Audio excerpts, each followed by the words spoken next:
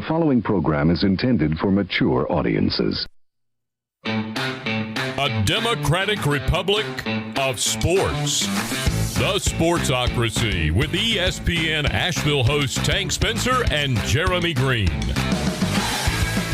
Welcome into the Wicked Weed studio. I'm Tank Spencer, Jeremy Greene alongside wickedweedbrewing.com. Drink different, talking about the draft needs for the 2021 NFL draft for the Atlanta Falcons. They've got the number 4 overall pick in the draft. There's been some discussion on whether or not they are going to trade out of that spot.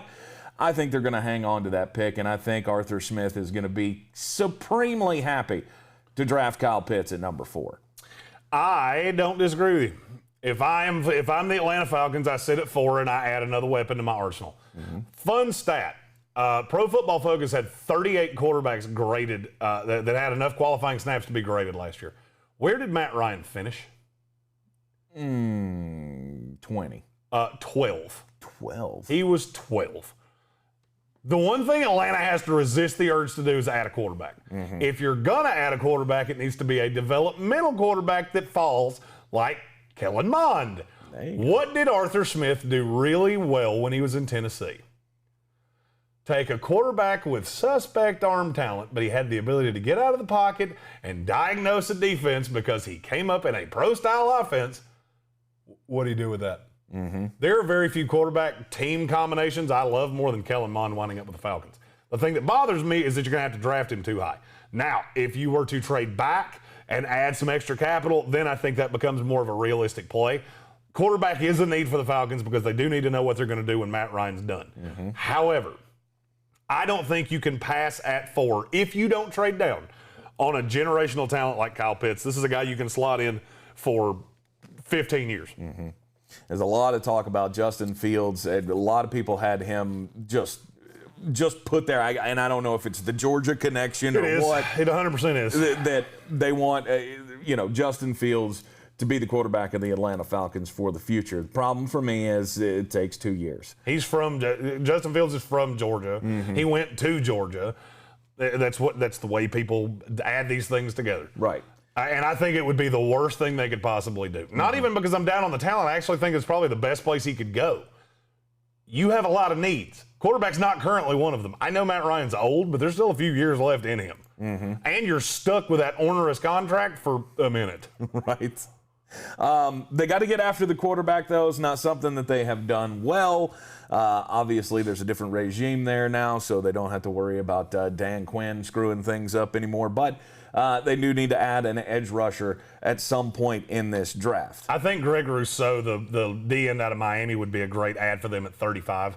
He just fits. A lot of people are down on this kid, and I don't understand why. I think it's because he opted out, and we've dissected the tape too much. He's really talented. And this is a guy that was in the top 10 of most of our initial mocks 6 months ago. And now he's fallen, and we haven't seen 1 ounce of tape on him, and that's dumb to me.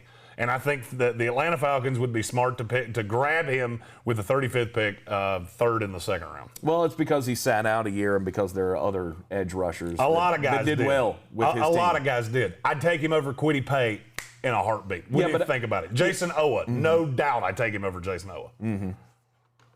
But I'm saying on his own team. Miami had 2 premier pass rushers without him. Yeah, and one of them's had 49 concussions, and the other one's just a consistent, he's just a piece. Right. Gregory Rousseau could be the best pass rusher the Atlanta Falcons have had since John Abraham. And you can get him now at the beginning of the 2nd round. Are you kidding me? Absolutely. Home run pick. No doubt that's who they should be targeting with their first pick in the 2nd round. Last year in the draft, they took A.J. Terrell, the cornerback out of Clemson, and he is no doubt the best player in that secondary. Yeah. Which to me, I wasn't very high on A.J. Terrell. I mean, he played fine for his rookie season. Sure. He was much better last year than I thought he would be, and that's not saying much because I didn't believe in him that much. But when he's the best guy you have, obviously that's a big glaring need. So they need to add a corner in this draft. I would agree. The one that I can't get away from is Benjamin St. Juste out of Minnesota. He's just so malleable that I see him being able to be put on the other side of Terrell. He's very long. I mean, it's going to take some time. But that's why I have you taking Kyle Pitts in the 1st round, is because you're going to try to outscore teams. The best the Atlanta Falcons have been in the last 10 years is when they could just hop on the field and outscore you. And that's what I think you're going to do. And I look at a guy like St. Juste that I think should go at the back end of the second round. I think you can get him in the third. It would be a quality piece next to A.J. Terrell. And then I think your secondary, it's young and it's going to get beat some, but it's markedly better than what you had. And at linebacker, they need to add some talent there as well. You're going to see a lot of teams that need linebacker in these series of videos where I put Justin Hilliard because somebody's going to get a value in that kid. This defense that Atlanta's going to play, they're going to play a lot of nickel, a lot of three-corner sets. Justin Hilliard is a guy that is good enough doing everything that he can be a three-down linebacker. He reminds me of Demario Davis from the New Orleans Saints, which is a guy that nobody appreciated until everybody appreciated him. And I think Justin Hilliard's a guy that you can get later in this draft and pencil him in as a starter from day one.